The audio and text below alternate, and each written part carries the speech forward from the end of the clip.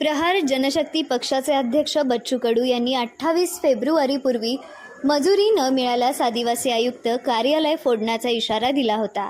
या इशाऱ्यानंतर राज्य सरकारने तातडीने पावले उचलत प्रलंबित मंजुरीसाठी 67 कोटी रुपयांचा निधी मंजूर केला आहे। हा निधी पुढील 2 ते 3 दिवसात मजुरांच्या बँक खात्यात थेट जमा होणार आहे। थकीत मजुरी मिळणार असल्याने आदिवासी क्षेत्रातील मजुरांची होळी आनंदात साजरी होण्यास मदत होणार आहे।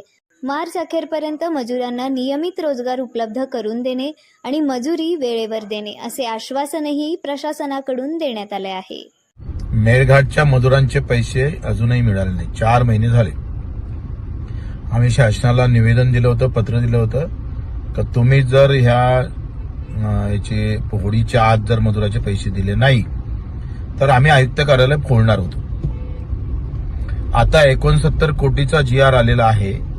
नागपूरच्या आयुक्ताला ते GR प्राप्त झालेला आहे, निधी पण प्राप्त झाला आहे, पण तरी सुद्धा आयुक्तांना वाटप केले नाही। तर आम्ही 28 तारखेला MRGS आयुक्ताचं कार्यालय फोडू।